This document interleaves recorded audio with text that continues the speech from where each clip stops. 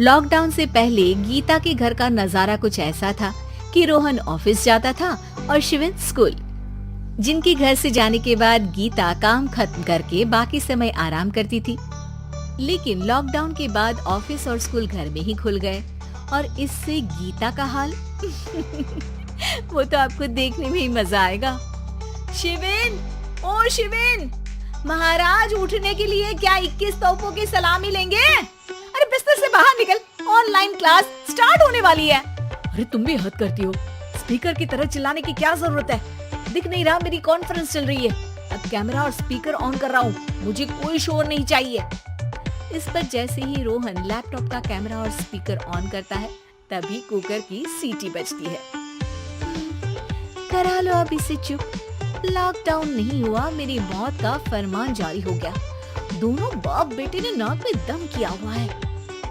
ऐसा बोलकर गीता वहाँ से शिविन के कमरे में पहुँच जाती है, जहाँ शिविन अभी भी सो रहा होता है।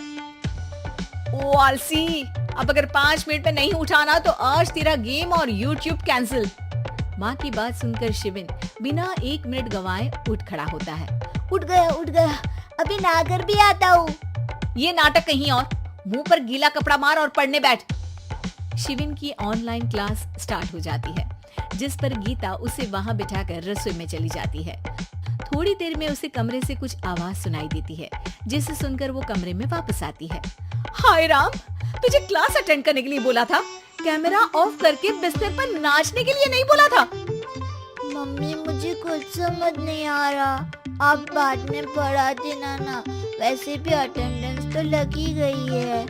हाँ बेटा, जरूर बन जा, तू अभी से हम सबका बाप बन जा। अरे नहीं मतलब कहाँ से लाते हो इतना दिमाग, और पढ़ाई करते हुए ये चला कहाँ जाता है? नाइस क्वेश्चन, दिमाग से पूछकर बता दूंगा। शिविन की बातों से परेशान होकर गीता उसे मारने के लिए जैसे ही आगे बढ़ती है तभी वो कमरे से बाहर भाग जाता है। अब शिविन आगे और गीता हाथ में चप्पल पकड़े उसके पीछे पीछे पूरे घर में दोनों घूम रहे होते हैं। इसी बीच वो रोहन के पास पहुंच जाता है और शिविन को मारने वाली चप्पल रोहन के लैपटॉप पर जाकर गिरती है। ओए माँ! मम्मी, अब पापा को चप्पल मार रही हो? वो आज तक के रिपोर्टर, चुपचाप जाकर क्लास अटेंड कर ले, नहीं तो अगली तेरे पीछे लगेगी। इस पर शिविन वहाँ से चला जाता है, जिसके बाद रोहन गीता से कहता है, इस सर्कस के लिए कुछ बोलना चाहोगी? अरे क्या करूं, जब से तुम दोनों घर में रहने लगे हो, घर अपने आप ही सर्कस बन गया है और मैं तुम्हारी नौकर। कभी बेटी को संभालो तो कभी बाप के नखरे उठाओ। इन्हीं सब उथल पुथल में दिन बीतते रहते हैं, जिसमें हर रोज घर के अंदर कुछ नया सियप्पा खड़ा मिलता है, जो ज्यादातर शिविन और रोहन की ऑनलाइन स्कूल और ऑफिस से रिलेटेड ही होता है। एक सुबह, शिविन चल उठ, आज की क्लास जल्दी है। कैमरा ऑफ करके आप अटेंड कर लो। अरे ऐसे छित्तर पड़ेंगे, दादी नानी सब एक साथ याद आ जाएंगी। गीता के लाख मशक्कतों के बाद क्लास तो खत्म हो जाती है, लेकिन उसके बाद शिविन फोन इस्तेमाल करते हुए इंस्टाग्राम रील बनाने लगता है। रसोड़े में कौन था? तुम थी, मैं थी, कौन था? हाँ, मैं गरीब हूँ। अरे ओ गरीब के बेटे, आजा, मैं बनाती हूँ तुझे गरीब। मैं बताती हूँ रसोड़े में कौन था। पढ़ाई करने बोलो तो इनकी माँ मर जाती है और ये पागलपंतियाँ जितनी मर्जी करा लो। गीता शिविन को डांट रही होती है, तभी रोहन बीच में बोल पड़ता है। अरे बच्चा ही तो है, इतना गुस्सा क्यों कर रही हो? बेटे का साथ देने की इसी एक कोशिश में अब शिविन के साथ साथ रोहन भी गीता के गुस्से की सूली पर चढ़ जाता है।